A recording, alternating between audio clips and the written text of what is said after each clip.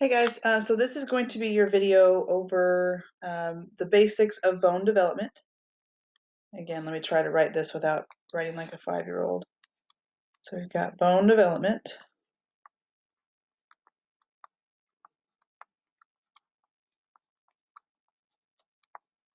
And so at this point in the chapter, you should be familiar with a couple terms. So when we're talking about osseous tissue, we're talking about bone. Okay, so osseous is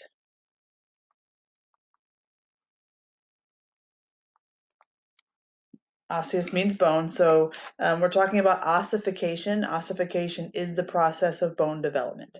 Okay. And then other terms you should be familiar with would be things like osteoclast, which is what breaks down bone tissue, and osteoblast that build up or make new bone tissue. So we'll run into those again during this little mini lecture here. So when we're talking about bone development, there are two different types of bone development that you see in the body.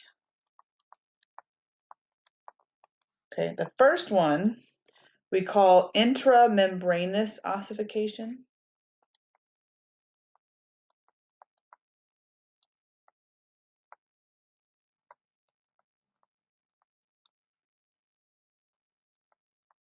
Okay, so within a membrane, so essentially what happens is this particular type of ossification occurs essentially within a membrane, like it suggests. And that is what gives rise to your flat bones. So these are the bones that make up your skull. Oops. Oh, there we go. Okay, and also a portion of your clavicle, which is your collarbone. Excuse me. And then your second type is what we call endochondral.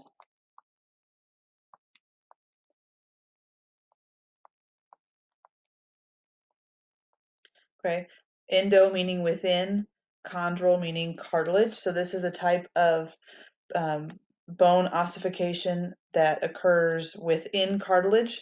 So this is how a lot of your long bones,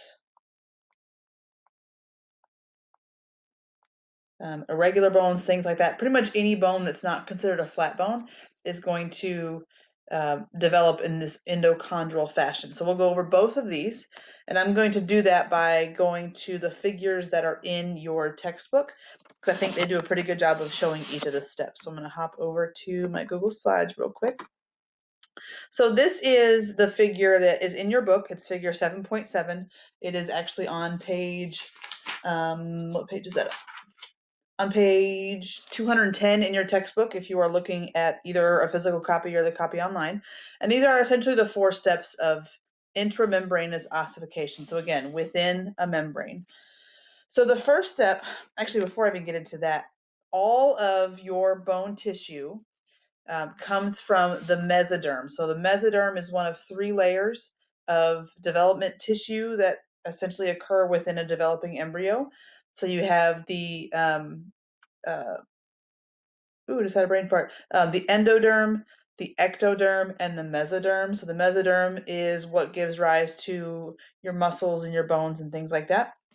So all of these, the mesenchyme cells we'll talk about in both intramembranous ossification and the endochondral ossification all originate from the mesoderm.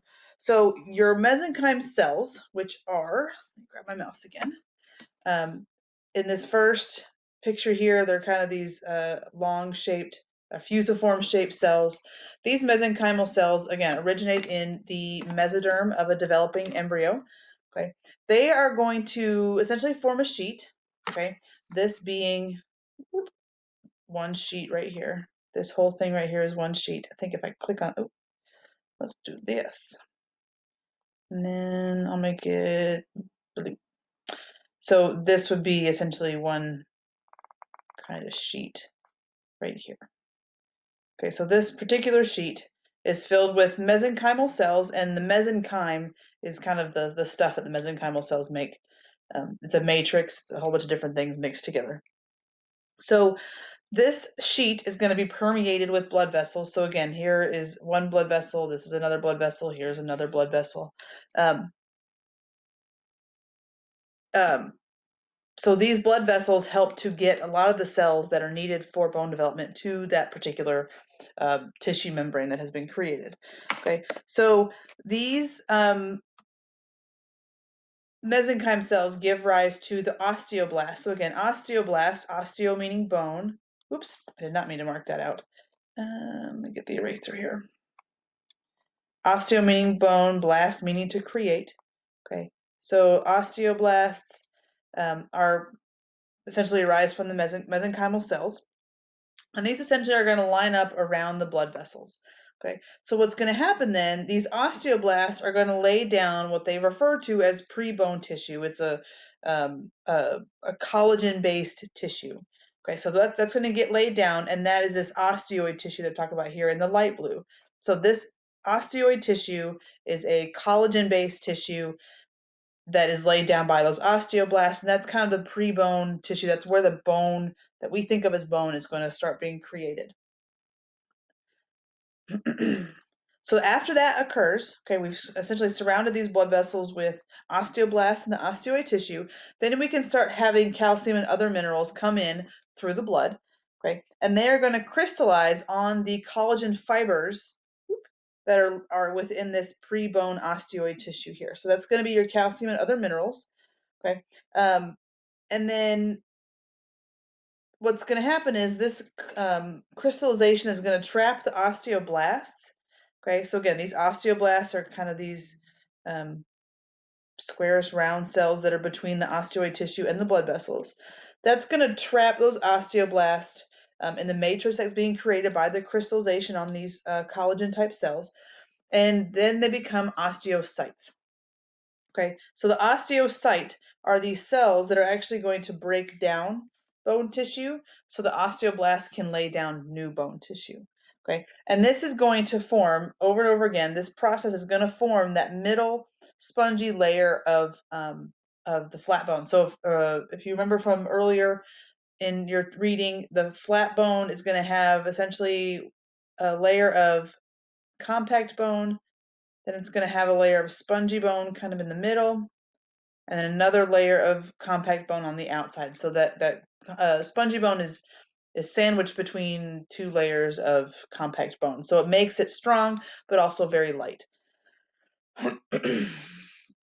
All right, so then what happens is, so that's step 2. So step 3, we start to get the periosteum that develops on the bone. So a periosteum is a fibrous membrane that surrounds the outside, that surrounds the outside of a bone. Helps to kind of keep everything intact, keeps the blood vessels and the nerves where they're supposed to be, and helps to protect and kind of hold the bone upright. So the periosteum is being formed again by these mesenchymal cells. Okay, mesenchyme is gonna lay this periosteum. It's a fibrous membrane. Gonna lay that periosteum down around the spongy bone that's being created. Okay, that spongy bone again is characterized by the trabeculae here. It looks kind of like a sponge. That's why they call it spongy bone. Okay, then what we start to have is there's going to be these osteoblasts here that are kind of caught under the periosteum. You can't really see it right here, but there's a layer of osteoblasts that kind of line this area right here. Okay, these osteoblasts are going to start depositing bone between some of the trabeculae that are kind of in the margin here between this periosteum and the middle of the bone, and you start to get the deposition of compact bone. Okay, so this is going to create that sandwiched effect. So again, on the outside of the bone, you're going to have the periosteum. It protects from everything. Then you're going to have a layer of compact bone. In the middle of the sandwich, we're going to have spongy bone here. Then you have your other piece of compact bone, and then the periosteum again. Okay, and then over time, this is going to form the flat bones in your skull. Okay, in the middle of those, again, there's spongy layer surrounded by compact bone and a periosteum on the outside. Okay, so this is how the flat bones in your skull are created. And then a lot of the growth, the lengthening of your bones, the long bones even, the strengthening, and then when bones remodel after breakage or overuse.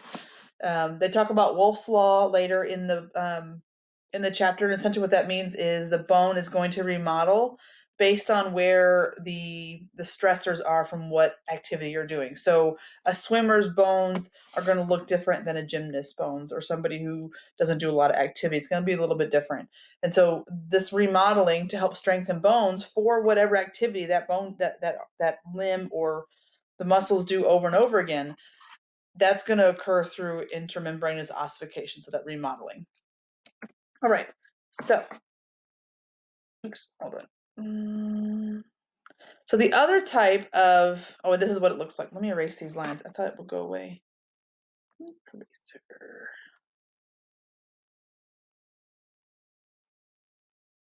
Sorry, guys. So this is what it would look like if you were to take a cross section of a piece of developing flat bones and put it under a microscope. So you've got the periosteum here. It's the fiber layer, and there's this osteogenic layer. That is the layer that is giving rise to the bone tissue.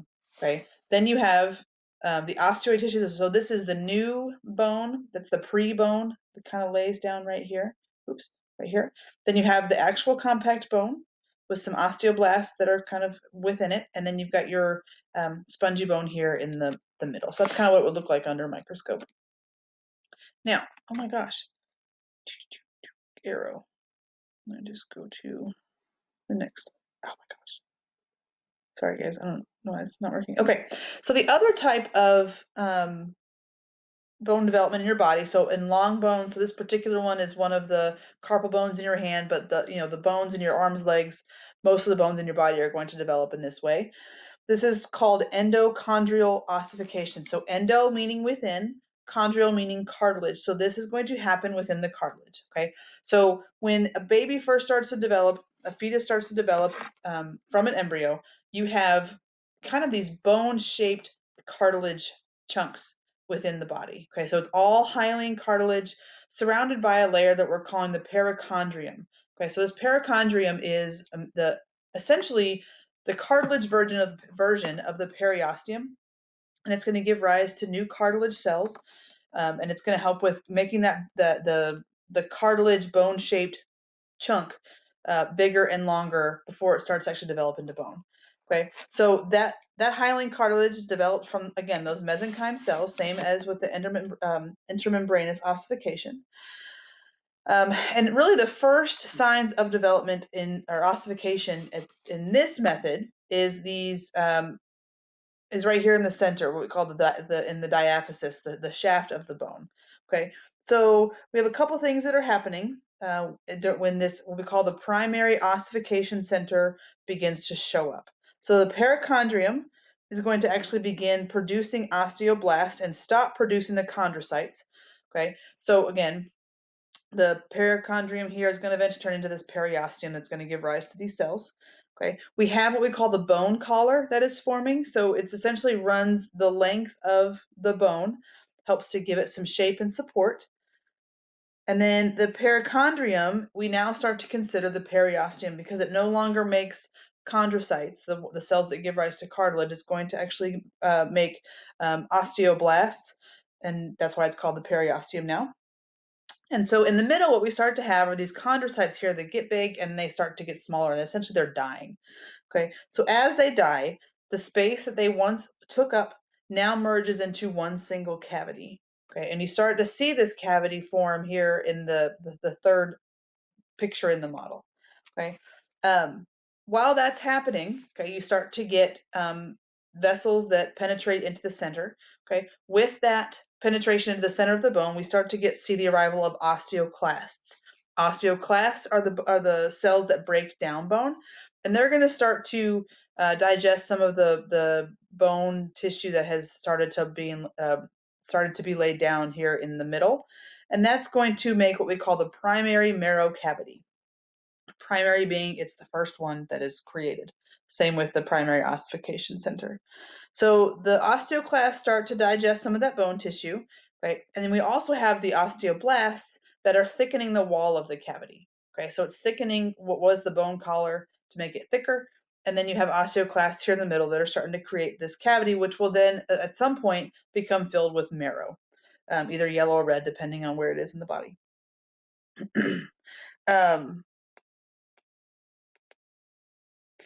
Once this starts, okay, we start to see a secondary ossification, 1 or 2, depending on where we are in development. These secondary ossification centers are going to occur in the epiphyses of a long bone. So again, the epiphyses are the ends of a long bone. The diaphyses or the diaphysis is the middle of the long bone. Okay, these secondary ossification centers don't they will form in the same manner that the this primary marrow cavity in the primary ossification center showed up. So the secondary one's going to happen the exact same way. And bones, not all bones are going to have 2 secondary ossification centers or secondary marrow cavities. Some of them only have 1, but in the ones that have 2, they're going to form actually at different rates. So one is going to start forming before the other, okay, which is kind of pretty cool.